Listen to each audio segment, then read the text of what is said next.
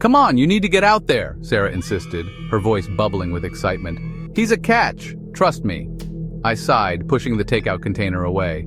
Another Friday night, another bowl of ramen alone in my apartment. Not exactly how I envisioned my life. A blind date? Seriously? I groaned. The last one Sarah set me up on brought his pet parrot.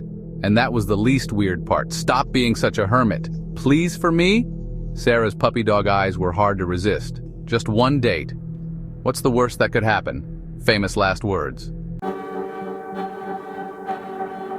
The restaurant was fancy, all dim lighting and hushed whispers. It was the kind of place where you felt like you had to whisper, even if you were just ordering a glass of water. The ambiance was undeniably elegant, with soft candlelight flickering on every table, casting a warm glow that made everything look almost magical. But for me, it felt more like a scene from a movie than a place where real people actually ate dinner. Not really my scene. I preferred hole-in-the-wall places, buzzing with life and laughter. The kind of places where the food was served on mismatched plates, and the conversations were loud and unfiltered. There was something comforting about the chaos, something real and unpretentious. This place, on the other hand, felt like it was trying too hard to be perfect. It was almost too quiet, like the walls were absorbing all the sound, leaving nothing but a sterile silence. This felt sterile, like a museum where talking too loud was a sin. I nervously smoothed my dress, already feeling out of place. The dress was new, something Sarah had insisted I buy for the occasion. It was beautiful, but it felt like a costume, like I was pretending to be someone I wasn't. I could feel the eyes of the other diners on me, judging me, and it made my skin crawl. Sarah swore blind dates were like trying on shoes. You had to find the right fit. But this felt more like trying on a straitjacket. I could barely breathe, and the thought of spending the next few hours making small talk with a complete stranger was almost too much to bear. A shiver ran down my spine. Maybe it was the air conditioning, or maybe it was the feeling that I was making a huge mistake. "You came!" Sarah's voice startled me. She materialized beside me, all smiles and nervous energy. She looked stunning as always, and I couldn't help but feel a pang of jealousy. She was so confident, so at ease in this environment, while I felt like a fish out of water. "He's already here, waiting at the table." I followed her gaze, my heart plummeting to my stomach.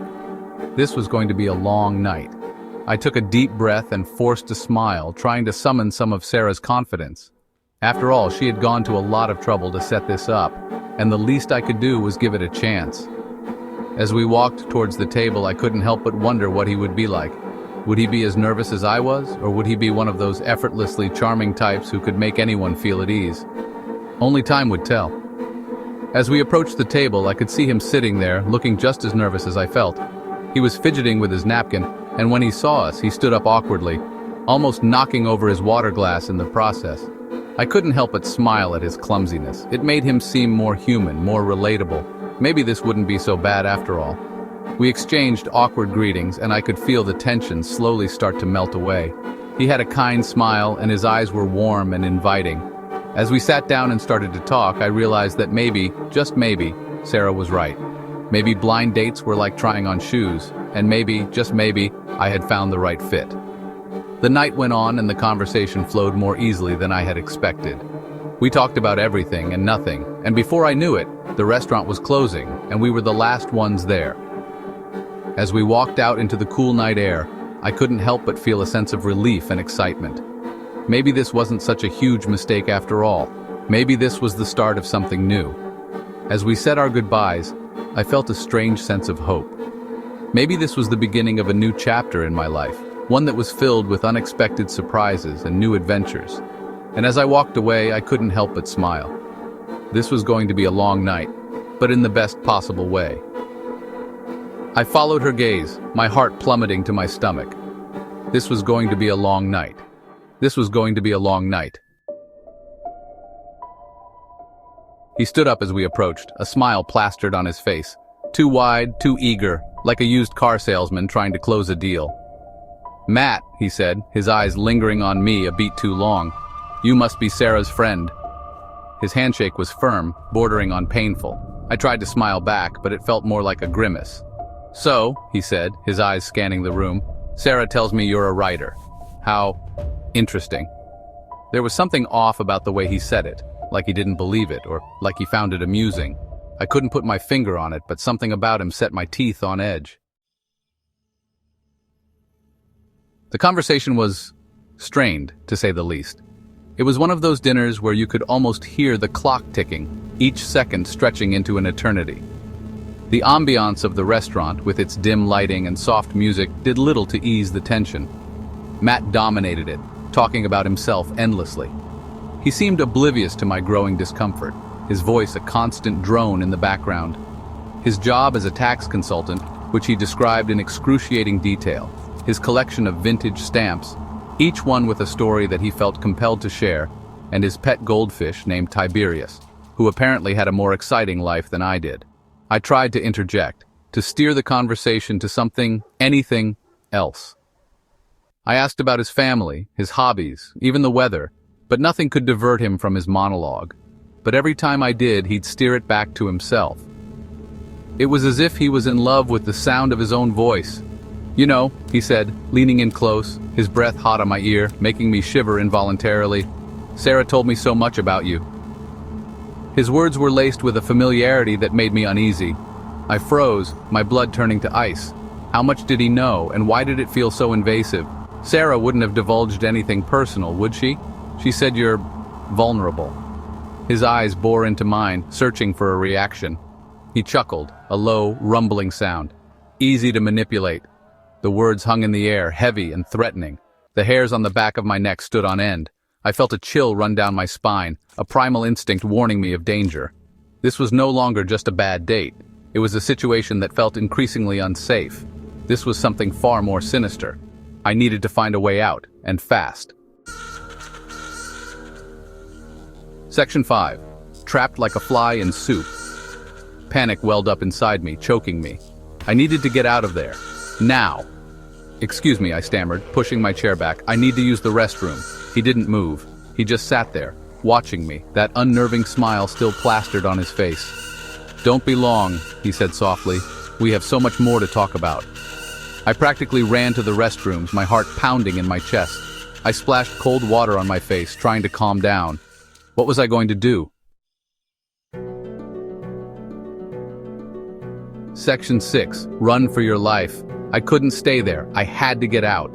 I grabbed my purse and made a beeline for the exit, ignoring the curious stares from the other diners. The cool night air hit me like a slap. I hailed a cab, my hands shaking so badly I could barely hold my phone. As the taxi pulled away, I glanced back at the restaurant. Matt was standing there watching me. His face was contorted in a mask of rage. Relief washed over me. I was safe, at least for now. Section 7. No escape from terror. The next few days were a blur of anxiety and paranoia. I couldn't shake the feeling that I was being watched, followed. Every creak in the night, every shadow in the corner of my eye sent shivers down my spine. I barely slept, haunted by Matt's creepy smile and those chilling words, easy to manipulate. I tried calling Sarah, but she wasn't answering my calls. Had Matt gotten to her too? Fear gnawed at my insides. I was a prisoner in my own home, too terrified to even step outside. Section 8. The Stalker in the Shadows. One evening, as I was trying to convince myself to eat something, I noticed it. A single red rose lying on my doorstep. My blood ran cold.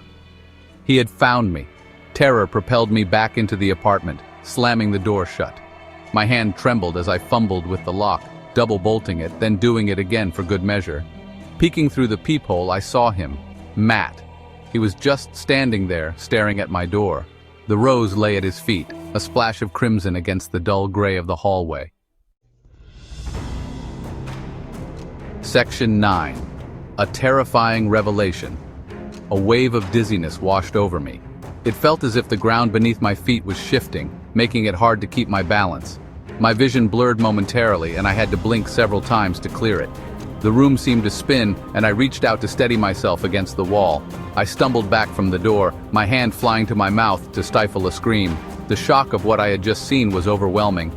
My heart raced, and I could feel the adrenaline coursing through my veins. I tried to take deep breaths to calm myself, but it was no use. The fear was too intense. That's when I saw it. A note, taped to the back of my apartment door. It was out of place, and the sight of it sent a chill down my spine.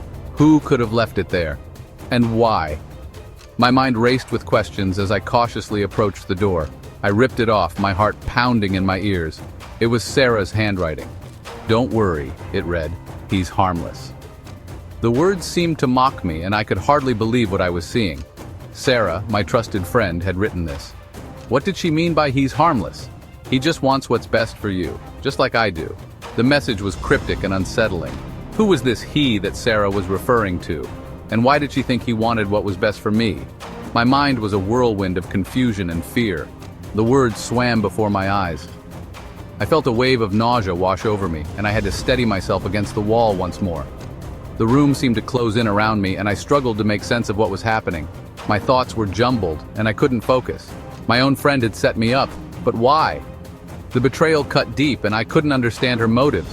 What had I done to deserve this? I thought back to our last conversation, trying to find any clues that might explain her actions. But nothing made sense. Suddenly, I heard a loud thump from the other side of the door, followed by a muffled groan. The sound snapped me out of my daze, and my heart skipped a beat. Someone was out there, and they were in pain. I hesitated, unsure of what to do. Should I open the door and see who it was? Or should I stay hidden and hope they went away? Matt was still out there, but he wasn't alone. I peered through the peephole, my breath catching in my throat. There was a shadowy figure standing next to him, and I couldn't make out who it was. The fear and uncertainty were almost too much to bear. What was going to happen next? The shadows are restless tonight, and so are we. If you're brave enough, hit that like button. Let us know what you think in the comments, and subscribe for more spine-tingling stories that lurk just around the corner.